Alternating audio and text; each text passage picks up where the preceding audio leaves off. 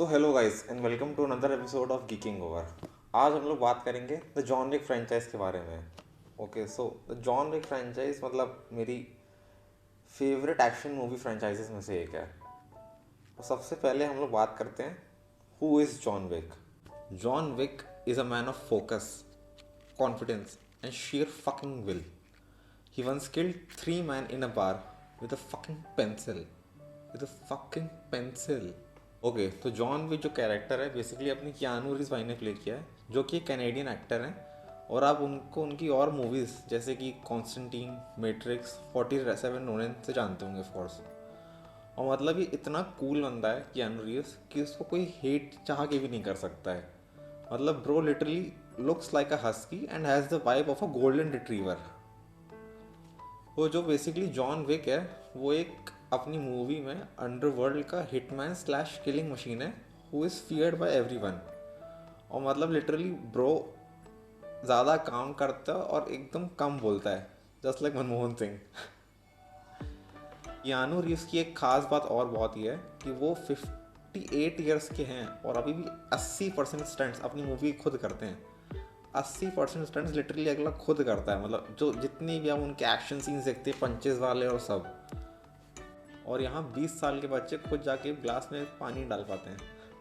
तो हम सब मतलब जॉन विक के एक्शन के फ़ैन हैं, but one of the reasons इसका एक्शन इतना बढ़िया है वो इसलिए क्योंकि जो इसके डायरेक्टर हैं मिस्टर चैट स्टेल्सकी, वो खुद अपनी एक प्रीवियस लाइफ में एक स्टंटमैन थे, मतलब जॉन विक से 10-15 साल पहले।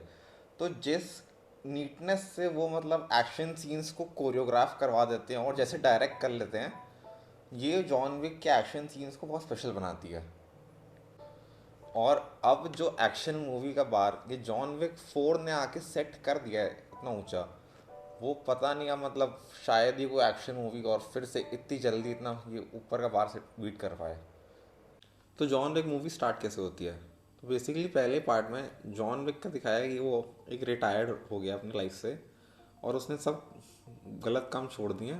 और वो अपनी वाइफ के साथ रहता था। फिर एक दिन उसकी फाइनली वाइफ भी चली आती है उसको छोड़ के, और वो उसको बस एक पप्पी छोड़ जाती है।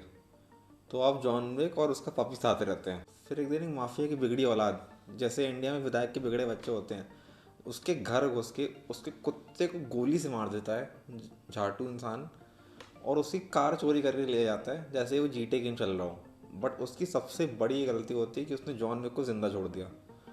फिर क्या, फिर बस पूरी मूवी जॉन विक उसको ढूंढ ढूंढ के कुत्ते की मौत मारता है और बस यहाँ पहली मूवी खत्म। फिर चैप्टर 2 में जॉन विक बेसिकली अपनी कार वापस ले आता है और वो फिर से मतलब एकदम बस अपनी नॉर्मल लाइफ में ट्रांजिशन कर गया है। फिर एक दिन फाइनली आते हैं एंटोनियो भैया।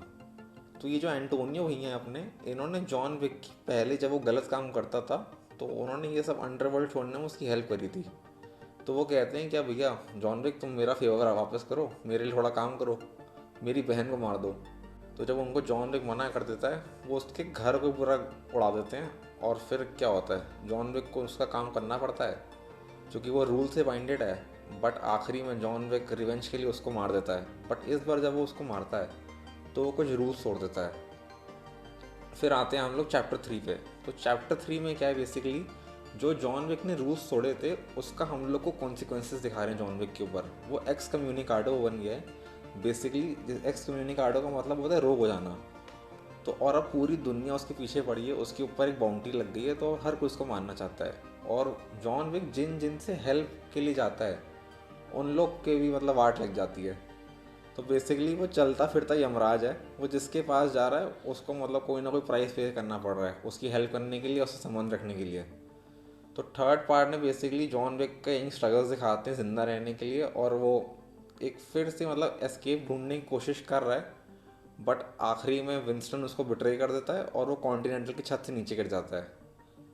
फिर आया भैया चैप्टर 4।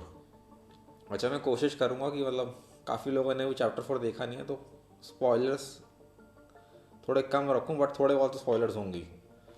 तो जो अपना चैप्टर 4 आता है तो इसमें बेसिकली क्या है कि अपना जॉन विक समझ गया है कि वो टेबल के हर एक मेंबर को नहीं मार सकता। मतलब एक आप एक सर काटोगे उसकी जगह दूसरा सर आ जाएगा। तो वो ये समझ गया, तो वो टेबल को एक प्रीवियस मतलब जो ओल्ड स्टाइल कॉम्बैट होता है उसके लिए चैलेंज करता है, क्योंकि टेबल्स भी अपने रूल के खिलाफ नहीं आ सकते कभी, क्योंकि मतलब basically that is what they stand for. तो वो उनको ट्रायल बाय कॉम्बैट के लिए चैलेंज करता है टेबल को, एकदम जो ओल्ड फैशन होता है। पार्ट 4 की जो स्ट्रेंथ्स है, लेकिन अब जो उस पर आते हैं हम लोग, पार्ट 4 की जो सिनेमाटोग्राफी इन्होंने करी है, इतनी खूबसूरत, इतने सुंदर सीन है। मतलब जो कलर पहले यूज़ किया है, एकदम आंखें देख के आंखों के लिए और आज़म था एकदम। इतनी सुंदर मूवी थी, जो सिनेमैटिक शॉट्स लिए हैं, जो लाइट से प्ले अराउंड किया है, बहुत बढ़िया। और फिर अब आते हैं हम लोग एक्शन के लिए, जिसके लिए मूवी फेमस है। तो इसका जो एक्शन है, बेसिकली ये जो ओसाका का सीन था, इसमें सबसे लंबा मतलब मूवी का एक्शन सीन है वो अभी तक का। और क्या सुंदर शूट किया है इन्होंने, जो एलिमेंट्स का मिक्सचर किया है बेसिकली, जहाँ जितनी तेज़ एक्शन दिखाना है, जहाँ स्लो मोशन में दिखाना है उसको पंच मारते हुए, और मतलब जहाँ जापान का जो ओल्ड स्टाइल दिखाया है कि जहाँ वो लोग बुलेट प्रूफ आर्मर वेस्ट पहन के आए हैं, वहाँ जापानीज लोग तीरों से और कटाना से उन लोग को मार रहे हैं। क्या ही खूबसूरत एक्शन सीन है। फिर जो नेक्स्ट सीन आता है पेरिस का ट्रैफिक वाला, वो मतलब one of my favourite scenes था मूवी के। और उसमें ट्रैफिक में लोग जो लड़ रहे हैं, जैसे कार्स को यूज़ कर रहे हैं, एक दुश्मन को मारने के लिए धक्का दे देते हैं कारों के अंदर, कांस्टेंट ट्रैफिक आ रहा है और एनिमीज आते जा रहे हैं, और जॉन विक उनसे कैसे लड़ रहा है, बहुत बढ़िया। बट जो इसका बेस्ट सीन था मेरे ख्याल से पूरी मूवी का, द ड्रैगन ब्रेथ सीन। ऐसा लग रहा था कि मतलब वो उसमें बंदों को ऐसे मार रहा है जैसे कोई हेलो के गेम के अंदर हो। तो ड्रैगन ब्रेथ एक शॉटगन है जिसके आप जो गोली मारो तो बंदे को पड़ती तो आग लग जाती है। तो उसका जो सीन था, मतलब वो उसका कैमरा लगाया गया था एकदम ऊपर, और जो पूरा एक 360 डिग्री ऊपर से व्यू दे रहे थे ये लोग, जो जैसे जैसे एक दूसरे कमरे से कमरे में जा रहा है, वो कैसे लोगों को मार रहा है, मतलब एकदम पीक सिनेमा था, पीक सिनेमा। और साउंड की बात करते हैं, जो एक्शन सीन्स के साथ इन्होंने साउंड मिक्स किया था, मतलब उससे आपको कोई भी एक्शन सीन लंबा या स्ट्रेच नहीं लगता बहुत ज़्यादा। एक मतलब एकदम मूड बना रहता है कि हाँ एक्शन हो रहा है मस्त, एकदम खतरनाक। जो ये लोग बार में जाते हैं, वहाँ की जो लाइटिंग्स थी वहाँ जो, बहुत बढ़िया, मतलब मूवी तो मज़ा आ गई देखने वाली। और ये मतलब इसने जो सिनेमैटिक एक्सपीरियंस दिया है मुझे, और जैसा एक्शन दिखा है, और मतलब 3 घंटे की 2 घंटे 50 मिनट की ऑलमोस्ट मूवी है, बट मतलब ऐसा बिल्कुल नहीं लगा कि ये मूवी बहुत लंबी है, मतलब एकदम मास्टरपीस थी मूवी है। और ये तो एकदम थिएटर वाली मूवी थी, मतलब ये तो वो फ़ोन में देखने में मज़ा नहीं आएगी, सही बताऊँ मतलब। इसका थिएटर एक्सपीरियंस नेक्स्ट लेवल था। तो मतलब अभी भी जिसके घर के आसपास थिएटर में लगी हुई है, वो तो क्या थिएटर में जाके देख के आओ आओ। फिर हम लोग बात करते हैं इसमें केन की। मतलब केन का क्या ही इसमें दिखा है। केन को अगर आप लोग पहचान नहीं पाए तो जो उसका एक्टर है वो इप मैन करके मूवी आई थी जो बहुत फेमस है, उसमें भी था। सो भाई साहब, केन को जो इन्होंने एक अंधा शासन दिखाया है, जिसको मतलब जो जो भी रिटायर्ड हो गया था और उसको टेबल के लिए मतलब फिर से आना पड़ा, और लिटरली वो अंधा है और वो लोगों को ऐसे मारता है अपनी वो स्टिक्स से, केन से, और उस जो तलवार निकालता है उसके अंदर से, देख के एकदम रोंगटे खड़े हो जाएंगे। तो क्या ही सुंदर था, इतना मज़ा आ गई देख के वो तो। और मतलब इसमें जो केन का दिखाया कि केन ने मतलब अपनी बेटी को सेफ रखने के लिए अपनी आंखें निकाल के दे दी थी, तो वो अंधा है। वो मतलब पैदा अंधा नहीं हुआ था, वो बाद में अंधा हुआ है। तो मतलब ये सोच कि एकदम केन का तो एकदम रिस्पेक्ट आ जाती है। तो हम बात करते हैं फ्यूचर ऑफ फ्रेंचाइज के बारे में। तो अगर आपने जॉन विक 4 देखी है तो आप शायद समझ जाएंगे कि फ्यूचर किस साइड है फ्रेंचाइज का, लेकिन अगर नहीं देखी है तो मैं भी इसमें कोई स्पॉइलर दूंगा नहीं आपको। बट कॉन्टिनेंटल की वेब सीरीज़ बन रही है और वो इस साल सितंबर में आने वाली है, जिसके लिए मैं बहुत एक्साइटेड हूँ। मतलब इस मूवी में जो न्यूयॉर्क कॉन्टिनेंटल का बूम वाला सीन था वो बहुत सेक्सी था।